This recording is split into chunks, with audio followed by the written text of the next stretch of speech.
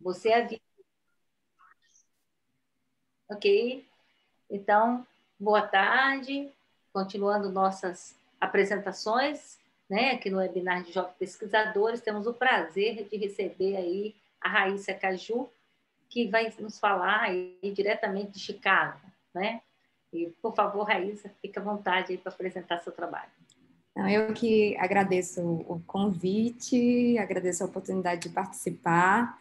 Não estou conseguindo assistir todas as palestras por conta das diferenças de fuso horário e tudo mais, mas eu estou tentando acompanhar ao máximo Qual é o que eu horário posso. agora aí? Agora são 2 horas. 2 horas. Algumas dão um choque de horário, é sempre São 2 complicado. horas atrás, então. São Tá, 2 horas atrás aqui. obrigada. Então, hoje, acho que eu vou falar de uma coisa assim, um pouquinho diferente do que estava sendo discutido, acho que em geral no evento. Minha palestra vai um pouco mais para geometria, mas eu vou tentar dar uma introdução, deixar a coisa bem básica, e meu objetivo mesmo hoje é apresentar para vocês a área, mostrar um pouco das coisas que estão acontecendo, alguns resultados e tudo mais. Então, deixa eu começar a passar aqui. O trabalho que eu vou apresentar hoje é em conjunto com o João Henrique, que apresentou aqui na segunda-feira, com o João Marcos do o Jesse Ratskin e o Walmi Silva Santos. É um trabalho muito grande, a gente tá finalizando já. Então, deixa eu começar bem do básico.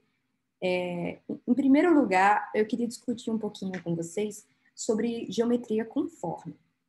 Então, vamos começar com uma variedade riemanniana, certo? E a gente diz que uma métrica G-til, por exemplo, ela é conforme a uma métrica G quando existe uma função positiva, de modo que essas duas métricas elas são múltiplas umas das outras por essa função positiva.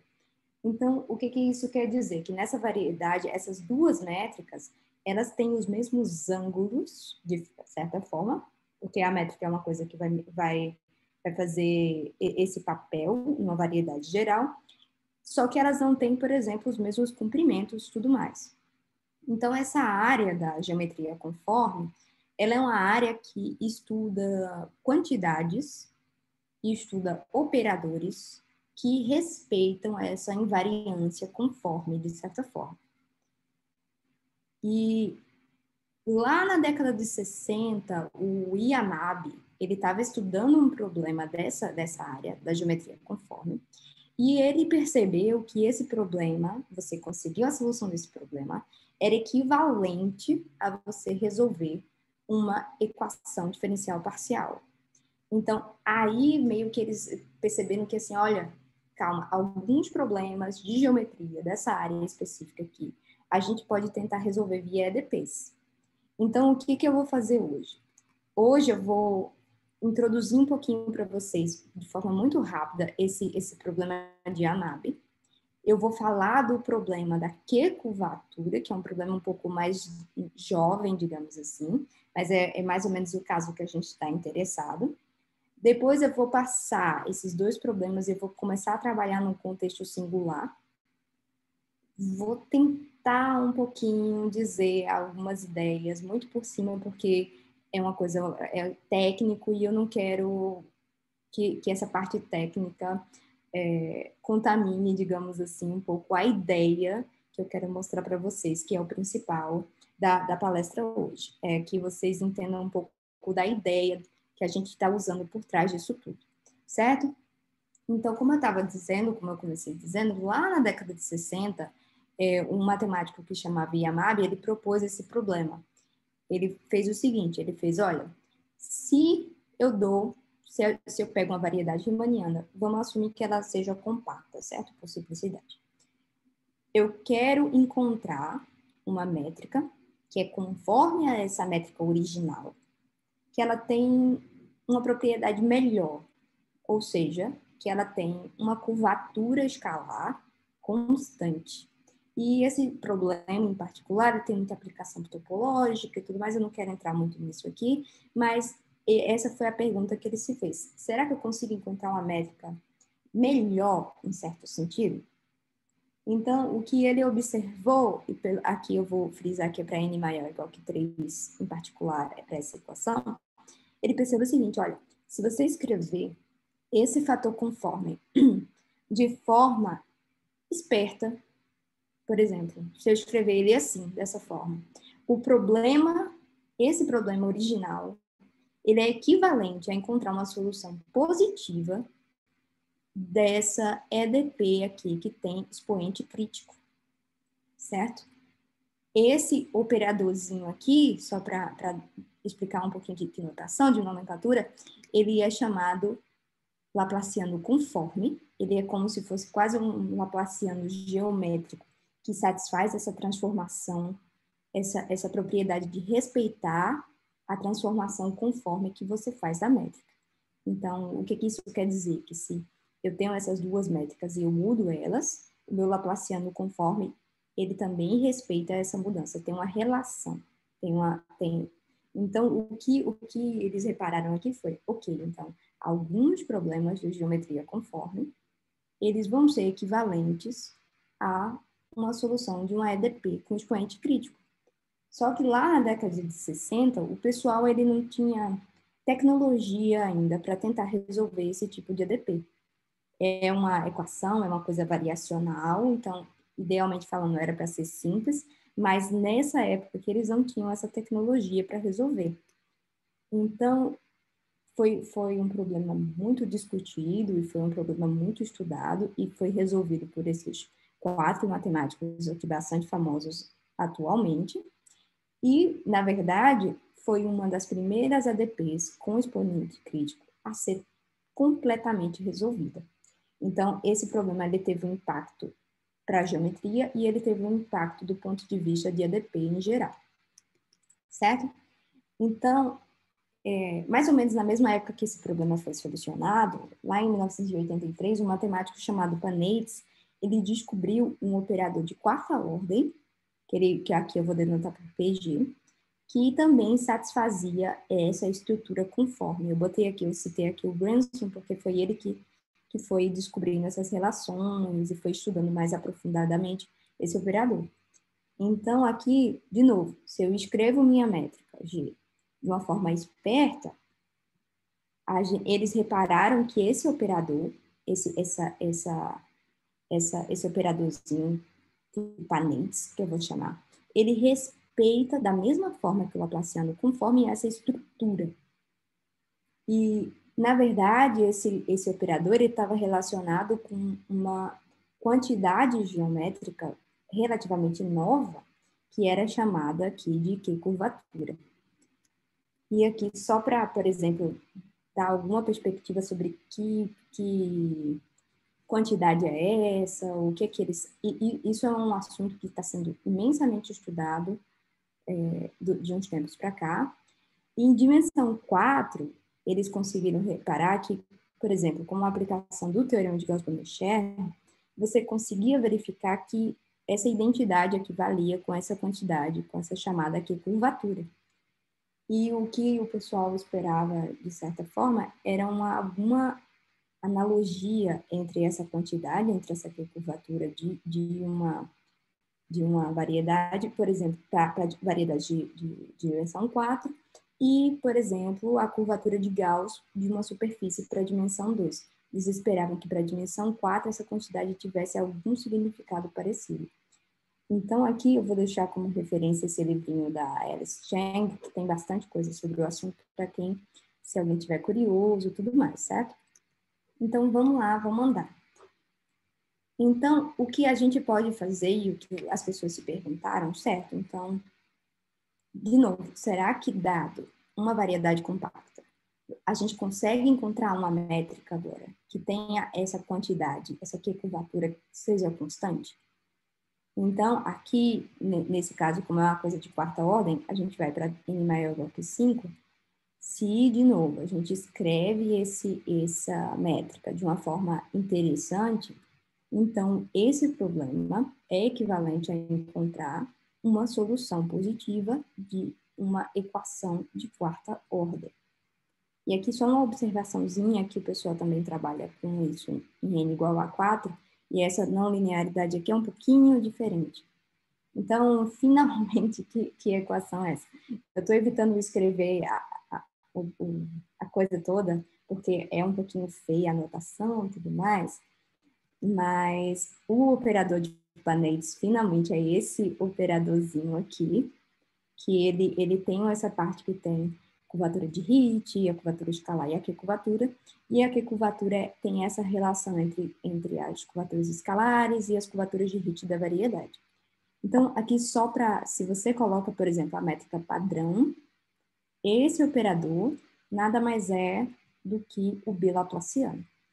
Então, esse operador de Paneides aqui é como se fosse um bilaplaciano conforme, para entender isso de forma toda mais simplificada. Então, certo, eu estou apresentando para vocês um problema de quarta ordem, muito similar ao outro problema. Por que esse problema é especial, em particular? Quais são as principais dificuldades? O que acontece aqui é que, apesar da gente ter também um problema variacional, apesar de ter toda uma estrutura, o funcional energia associado a esse problema não é limitado, e tem uma coisa que é um pouquinho pior, que é essa falta de princípio do máximo para esse operador. E a gente sabe que o princípio do máximo para trabalhar com EDPs em geral, geralmente é muito fundamental, é muito importante. Então, isso foi uma dificuldade imensa para trabalhar com esse problema. E os primeiros resultados, os primeiros princípios de máximo que o pessoal conseguiu provar para esse problema foram bem recentes. O primeiro resultado é esse aqui, que eu vou citar só aí desses dois matemáticos aqui, o Gursky e o Malchiodi, que é de 2015, esse paper, e foi a primeira luz, digamos assim, para conseguir esse princípio do máximo e conseguir explorar esse problema variacionalmente e conseguir resolver esse problema, certo? Então, eu falei aqui até agora sobre situações sempre compactas. Eu falei do problema de Alabi, eu falei do problema da curvatura, sempre numa variedade compacta. Mas o que acontece agora se eu estou numa situação não compacta?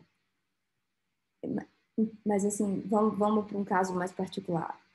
Ao invés de trabalhar com a coisa que tenha volume infinito e tudo mais, vamos pensar mais básico. O que acontece quando eu estou com a minha variedade e eu retiro, por exemplo, de dentro dela um conjuntinho, um ponto, uma curvinha ou um conjuntinho maior? O que acontece nesse caso? E o problema, nesse caso, a gente pode fazer agora a mesma pergunta. Dada uma variedade compacta agora, eu quero encontrar uma métrica conforme a métrica original, que seja completa nessa variedade aqui, menos esse conjuntinho, que tenha curvatura escalar constante ou que curvatura constante. E pode parecer um pouco estranho eu, do nada pular para esse caso compacto, para esse caso não compacto, mas o que acontece? Com muitos problemas da geometria conforme em geral, aparecem situações que você tem que estudar blow-up, você tem que estudar singularidade. Então, esse tipo de problema, nesse tipo de série, é muito natural que a gente estude e é muito natural que a gente trabalhe.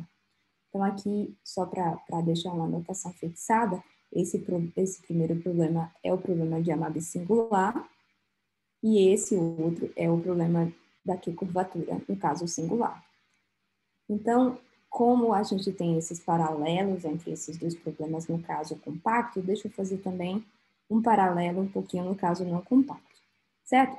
No caso do problema de Amabe singular, de novo, se a gente escreve a métrica de uma forma legal, o problema é equivalente a encontrar uma solução positiva, só que a gente tem uma particularidade agora. Qual é a nossa particularidade? A função, nesse conjunto singular, ela vai ter que explodir para que a gente consiga garantir que a métrica agora seja completa nesse conjunto. Então, o problema é um pouquinho diferente. E o que eles repararam, e o que vários pesquisadores falaram, eu vou comentar alguns casos muito particulares aqui, foi que existência de soluções para esse problema é diretamente relacionada com o tamanho desse conjunto singular, claro, e com uma coisa um pouquinho mais sutil, com o sinal da curvatura escalar da minha variedade. Então, deixa eu comentar um pouquinho os resultados que o pessoal conseguiu nesse caso. No caso, por exemplo, aqui a gente divide um pouquinho, como eu tenho essa coisa do sinal da curvatura escalar, eu vou comentar um pouquinho aqui o que acontece quando a minha curvatura escalar é positiva. Então, o que acontece nesse caso? Um dos primeiros resultados nessa direção foi do Mazeu e Paccar, um resultado de 96, que diz o seguinte, que existe uma solução se esse meu conjunto que eu estou retirando, ele tem uma dimensão até certo ponto, mas ele precisa ter alguma dimensão. Eu não posso tirar só um ponto, por exemplo. E depois eles estudaram alguns casos um pouquinho mais particulares que fazem bastante sentido para esse contexto conforme, porque o que acontece quando a gente resolve o problema, por exemplo, para a variedade com curvatura constante, a gente consegue resolver o problema para todo mundo naquela classe, digamos assim. Então, o pessoal geralmente estuda aqui nesse caso, um caso um pouquinho mais particular, eles consideram quando a curvatura é constante. Tiveram trabalhos do Brasil para cá, de 99, o caso da esfera, que ele conseguiu mostrar também se o conjunto tivesse só pontinhos que a gente estivesse tirando, tinha que ser pelo menos mais de 2, ou se esse conjunto tivesse em dimensão, do mesmo jeito desse daqui, certo? Em seguida, em 2005, o Bide, ele estudou esse problema para variedades um pouquinho mais gerais, com uma hipótese de não degenerescência, digamos assim, que depois foi generalizado pelo Walmy, que é um dos colaboradores da gente junto nesse trabalho. Certo, então eu exemplifiquei aqui um pouquinho o que acontece para o caso da curvatura escalar, para o caso do problema de AMAB, eu falei que está diretamente relacionado com o tamanho do conjunto e com o sinal da curvatura escalar, como vocês podem ver nesses resultados aqui. Então, o que a gente tem até agora para esse problema singular no caso da Q-curvatura? No caso da Q-curvatura, a gente tem muito pouco. O primeiro resultado que saiu foi em 2020 agora. Ano passado foi do Heider e do Sayer. E eles provaram um resultado similar a esse primeiro aqui do Mazepacá, para esse contexto, que eles disseram assim, olha, que se eu tenho aqui Q curvatura positiva em contrapartida com curvatura escalar positiva aqui, mas eu também tenho que assumir nesse caso que a curvatura escalar é positiva, se meu conjunto singular mora nesse range aqui, eu consigo mostrar, na verdade, que existe uma família infinita de soluções para esse problema. Soluções desse problema da curvatura. Então, o que acontece quando o meu conjunto singular é pequeno? O que acontece quando eu estou retirando pontos? E esse é o teorema que a gente provou, esse é o resultado que a gente conseguiu. O resultado que a gente conseguiu diz o seguinte, que se eu tenho a minha métrica, a minha variedade, com agora, eu vou assumir aqui, sem perda de generalidade, que minha Q-curvatura é constante. E a minha métrica satisfaz duas hipóteses, que eu vou detalhar um pouquinho mais tarde. Então, a gente consegue mostrar a existência dessa família, a um parâmetro, na verdade, de soluções para esse problema. E qual seria, deixa eu dar um pouquinho para vocês, do ponto de vista de ADP pura, qual é a ideia, no fim das contas, que a gente usa para resolver esse problema? O que a gente faz? A gente faz o seguinte, olha, A gente quer tentar encontrar uma solução. A gente não sabe muito bem por onde começar. Mas imagina que a gente tem uma boa aproximação, por exemplo. Se a gente tem uma boa aproximação, a gente pode escrever nossa solução U como essa boa aproximação mais uma vez. E agora a gente tenta encontrar a V. Tá mais pertinho, né? Então, é justamente isso a ideia. Por exemplo, se eu vou denotar a EDP geral, que a gente está com esse H aqui. Se eu quero resolver esse problema H de G, U igual a zero, eu posso tentar resolver o problema como substituindo a U por essa U0 mais V. Então, o que a gente faz, a gente lineariza, a gente escreve, a gente abre um pouquinho. O que acontece? Isso aqui vai ser o operador aplicado a esse zero, uma função, uma coisa linear e um termozinho de resto. Então, o que acontece? Isso aqui, esse primeiro termo aqui, ele tem que ser quase zero, porque a gente está com uma boa aproximação, então, idealmente falando, tem que ser quase uma solução ou uma coisa pequenininha. Então, o problema é equivalente agora a tentar solucionar essa equaçãozinha aqui. E aí é que vem a sacada. Se esse operador linear aqui, ele tem alguma inversa à direita, por exemplo, encontrar uma solução desse problema é equivalente a tentar encontrar um ponto fixo desse operador aqui. Então, minha mensagem aqui é toda essa. A gente reduz encontrar a solução de um EDP a um problema de ponto fixo. Então, no fim das contas, é isso que a gente faz. Pura e simplesmente. Só que o que acontece? Qual a dificuldade geral do problema? É que essa coisa de boa aproximação, aqui pertinho da singularidade, ela significa uma coisa, mas quando eu estou longe da singularidade, já não é mais a mesma coisa. Então, o que a gente faz? A gente quebra o problema. A gente soluciona o problema pertinho desse ponto singular. A gente soluciona o problema longe desse ponto singular. E a gente reza bastante para que as duas soluções que a gente está construindo colem de forma suave, para que a gente tenha uma solução na variedade inteira. Então, o trabalho, na verdade, que diz para a gente quem vai ser essa boa aproximação quando eu estou pertinho aqui da singularidade é esse trabalho do Jess Radskin, de 2020, do ano passado, que ele indica que os nossos modelos locais, a nossa boa aproximação ali pertinho, é o que a gente chama de soluções de Delaunay, que eu acredito que o João Henrique até comentou um pouquinho. Então, o que são essas soluções de Delaunay? O que são essas aproximações? As aproximações, na verdade, elas são soluções desse probleminha aqui, soluções positivas, desse probleminha de quarta ordem, no Rn todo menos o zero, que são singulares na origem. Então, eu estou dizendo para vocês quem é o modelo local, mas a gente não tem nenhuma informação desse modelo.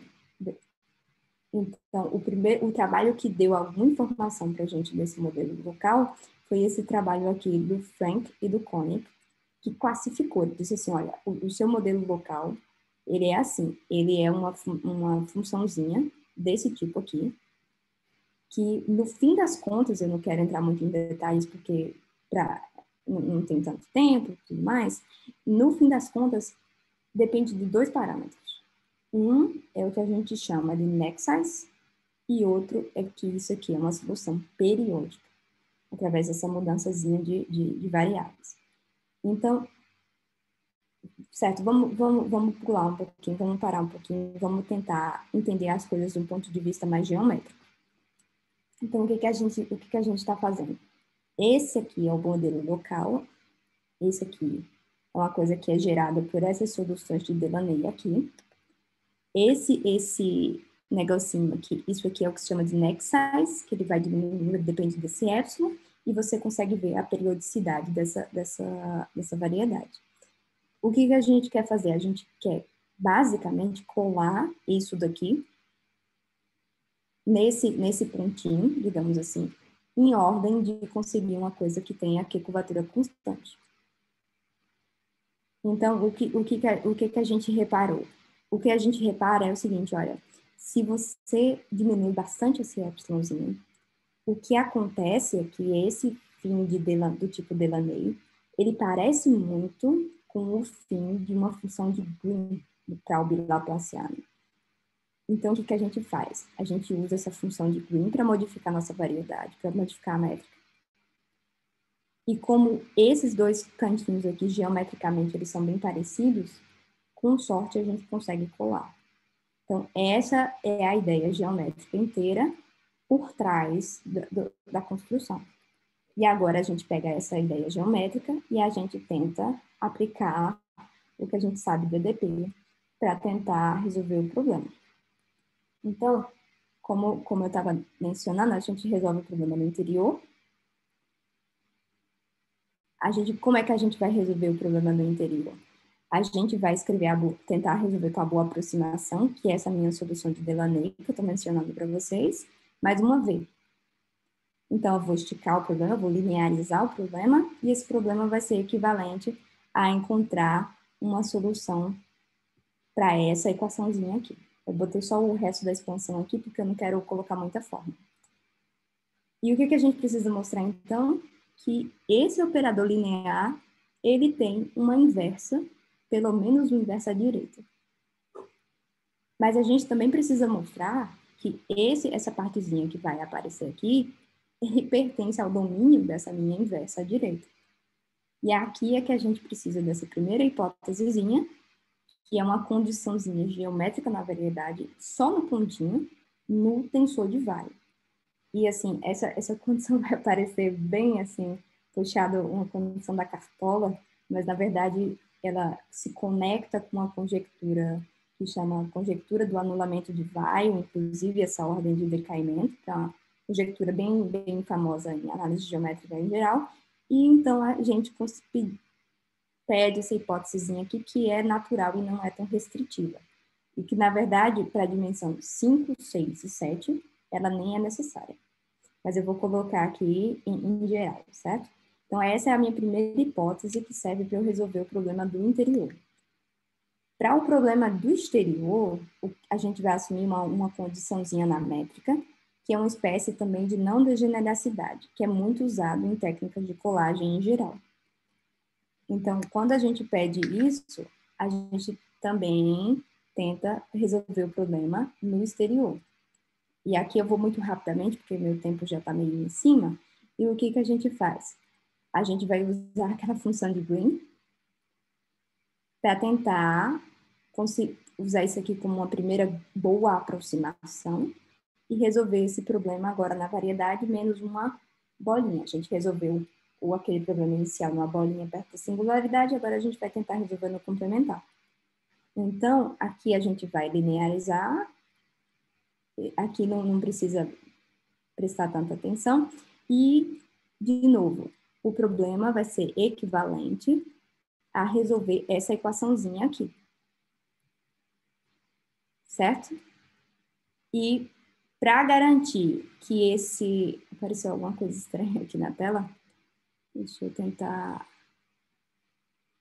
apagar. Acho que deu certo. Pronto. Para resolver esse probleminha aqui, a gente pede essa hipótese H2 aqui na métrica, que garante que esse operadorzinho linear aqui tem a inversa à direita.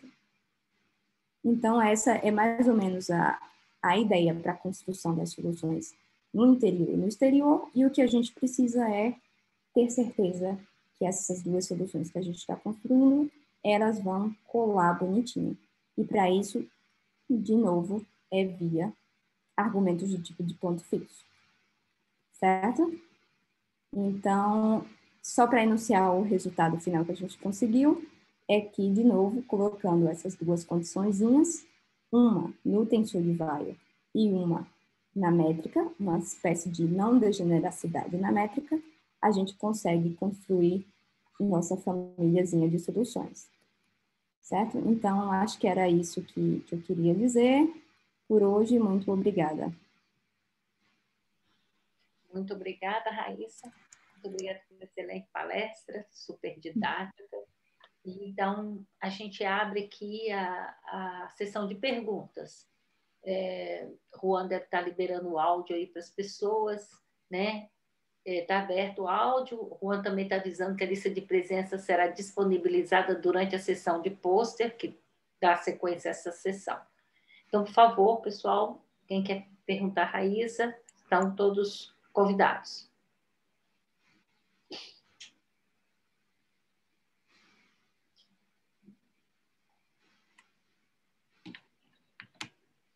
O senhor João Marcos, presente, mandando parabéns para a Raíssa.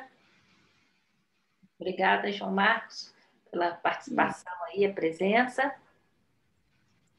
João Marcos do O. Tá por aí. Parabéns, Raíssa. Muito boa sua palestra, muito didática, como sempre. Obrigada, pessoal. Ela sempre consegue fazer esse tipo de show, vende bem o produto e, assim, convida todos a estudar o tema. Ainda bem que ficou gravado, hein? Um negócio desse. Verdade, verdade. Muito. Você conseguir fazer isso que você fez hoje, não Não, é? eu tô feliz que ficou gravado o elogio para ficar com ele salvo para mim. Olha, é verdade. É verdade. Uma pergunta, posso fazer? Sim, claro. Pois não, faz.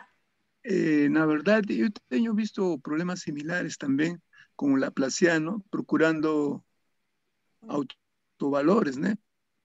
Eu gostaria de saber se esse Laplaciano que você está trabalhando, do ponto de vista geométrico, é similar ao clássico ou tem que fazer uma extensão para poder ter um enfoque geométrico, porque eu sei que a gente pode obter autovalores negativos, né, na extensão geométrica, né? Não sei se tem se explorado esse problema.